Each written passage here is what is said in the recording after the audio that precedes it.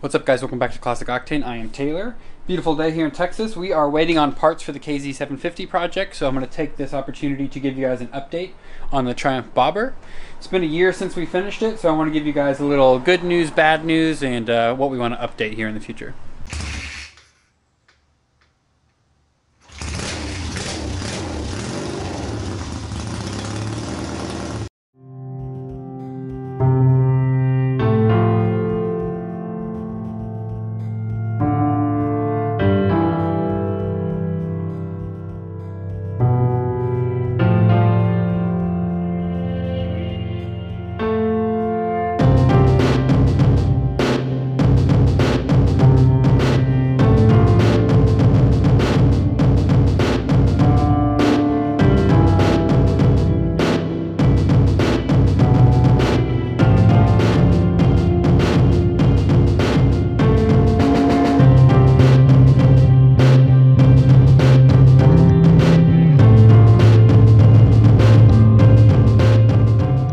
So those of you who are not familiar with this project, this is a 73 Triumph we finished a little over a year ago on the channel. I do have a full playlist of this entire build process.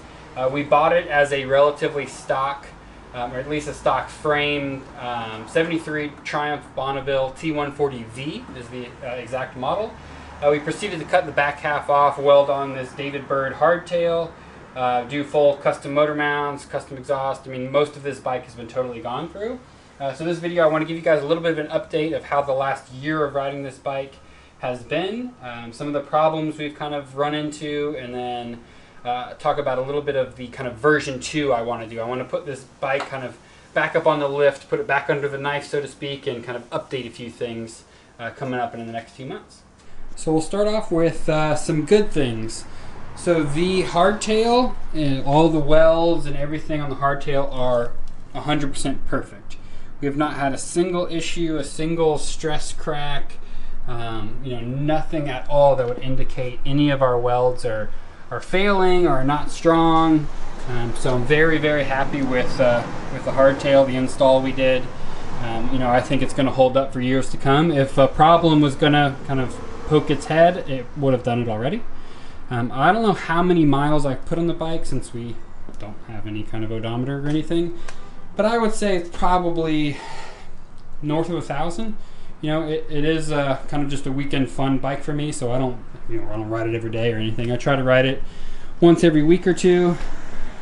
But in those miles we've put on it, and they have not been gentle miles, we've had no issues whatsoever out of the hardtail install. Moving on to something on the bad list, in true Triumph fashion. You can see the nice love marks it's left on my garage floor. It does leak, which I think the saying goes, if your Triumph's not leaking, then it's out of oil. So the little bit of leaks when it's sitting is fine. The one that's starting to concern me is after I ride the bike for a while, you can see some oil starts to kind of puddle up on top of the engine case here. And where that's coming from is right under here. So that push rod tube right in the middle of the head there. There's a little O-ring on the bottom. Let me see if I can get to the other side. If I can get close enough. I don't know if you guys are going to be able to see it. Probably not. But there's a little O-ring at the bottom of that. That looks like it's kind of blown out just a little bit. So when I'm riding, oil kind of leaks out of there, goes along the side of the head, and then pools on the bottom of the crankcase. So it's a decent amount of oil, not like a concerning amount, like I'm gonna run out of oil when I'm riding it and lock the motor up or something like that. But it is enough to where I really want to address, that problem sooner than later. All right, we're gonna take it for a ride so I can show you the good, which is how well it runs. But in order to do that, I have to show you the next thing on the bad list, which is that my clutches stick a lot. So if the bike sits for more than a couple of days, I have to kind of do this move where I put it in gear with the clutch pulled and just rock it back and forth.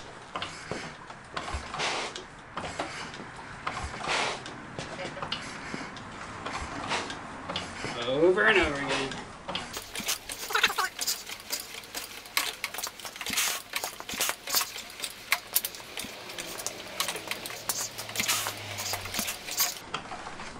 There we go. See, now they're nice and free. So it only does that, like I said, if it's been sitting for a couple of days. So it's not like I have to do that every time I ride it, or if I ride it somewhere and park it and come back out, they'll still be free. So, whew, out of breath now. So now that we have the clutches freed up, before I start the bike, I want to talk about the kind of electronics and this whole front section. So got quite a bit to go over here. I'll start off with the good. So the overall electronics on the bike are doing fantastic. So we have a Moto Gadget M unit inside the headlight. So that is not the newest model with like the Bluetooth, the Moto Gadget Blue, I think is what they call it. It's the one right before that. So that's running flawlessly. I couldn't be happier with that. In between the forks here, we have a anti-gravity 4-cell battery. Let me show you what I'm talking about. So right in this box right here, kind of supported by these two posts, there's an anti-gravity 4-cell battery.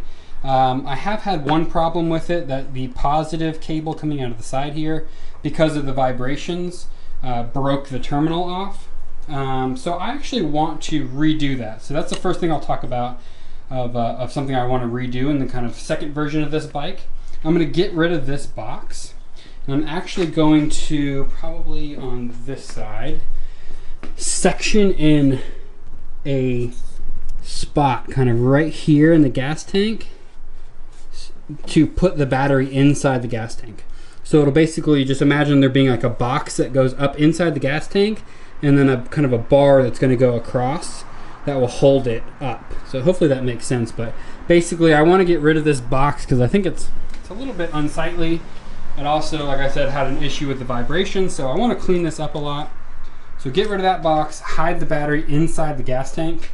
There really is no other place to put it on this bike. I want to keep the kind of whole overall theme of the bike being very clean and kind of minimalistic.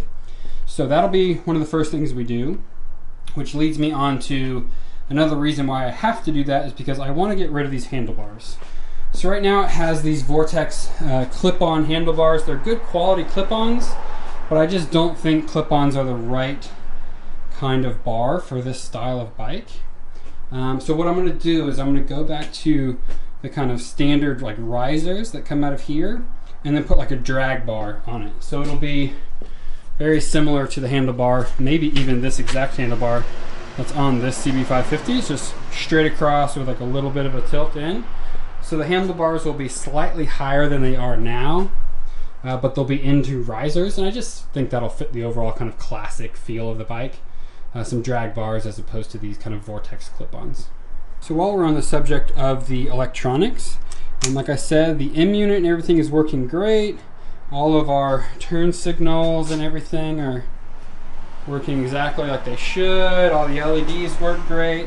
So I say I literally have no complaints about the M unit itself.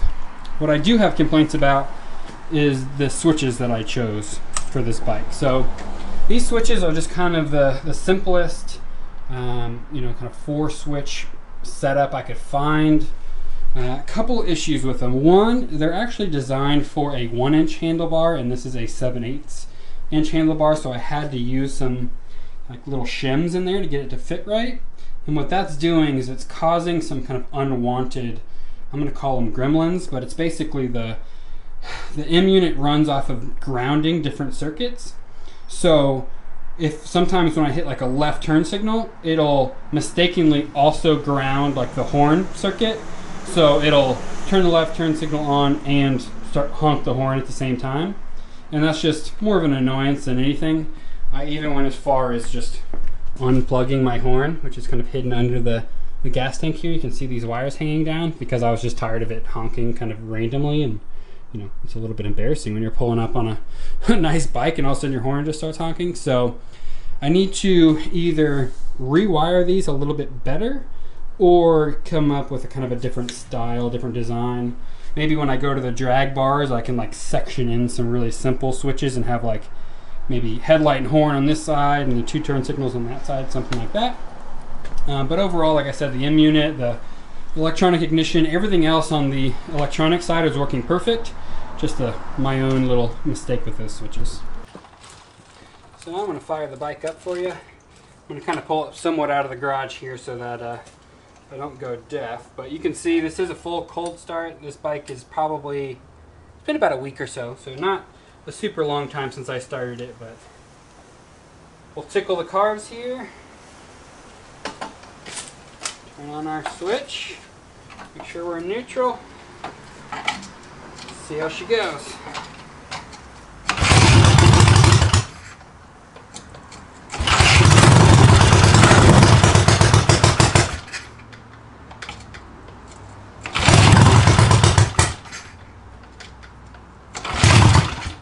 Almost.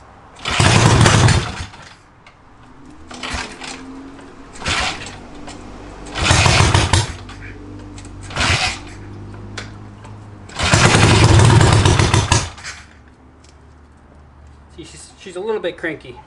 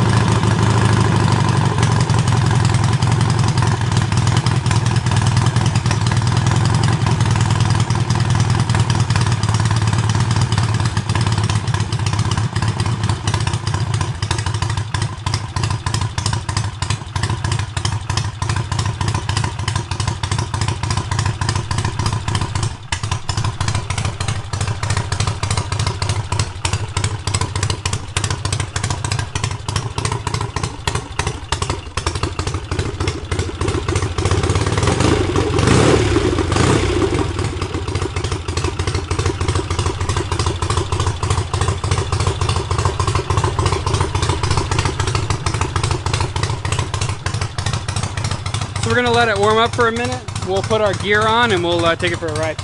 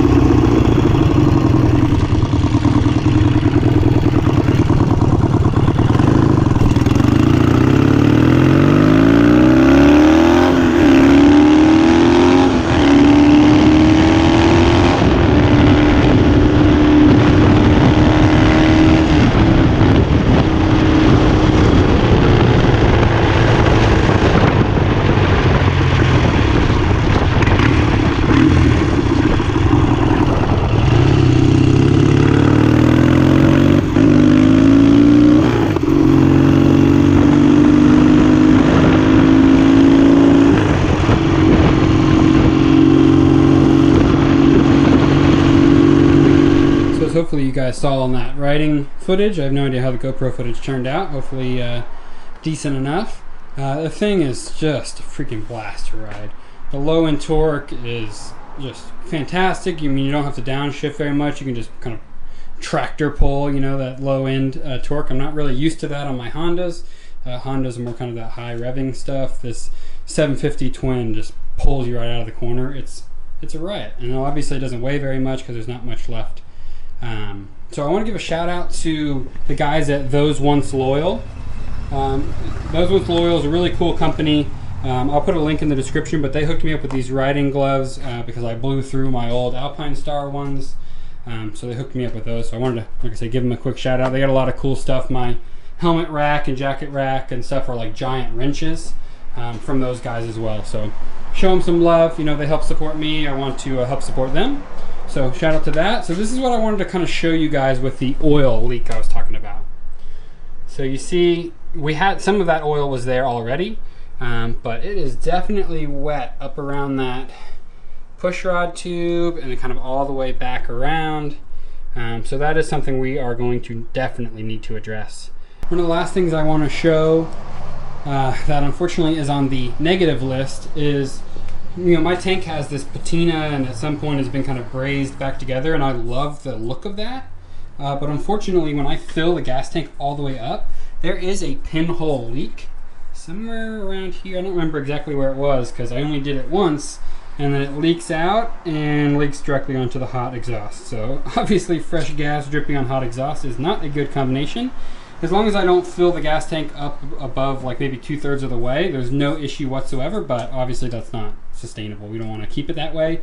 So I figure when we move and kind of relocate that battery up into the gas tank, we'll need to kind of make sure that's totally sealed anyway. So at that point, we'll just do a full treatment of the inside of the gas tank with you know, the POR 15 or whatever we decide to use as a good tank sealer, and it'll kind of take care of sealing the new stuff as well as that pinhole leak as well. Well, that's what we're going to call it on the Triumph update video. If there's anything specific you guys want to know about that I may have glossed over, you know, there's a lot more to this build than just what I covered here. Just hit me up, throw a comment below. I'll make sure to answer any questions. There's a few custom things I want to do on the bike that we haven't talked about that I'll just save until we actually take on the project. It's going to be a little while before I kind of put this thing under the knife, and the reason because it's almost 70 degrees here in December. The winter is our best riding weather here in Texas, so I don't want the bike to be out of commission when it's beautiful outside. So we're kind of keep it the way it is. That oil leak is getting worse, so I am going to need to address that sooner than later. But I hope you guys like this project. This bike is here to stay. I built this for myself to keep. So I'm really happy with it so far, and I hope you guys are too. If you're new to the channel, please think about subscribing. Throw a like on this video if you like this build, and I'll see you guys soon.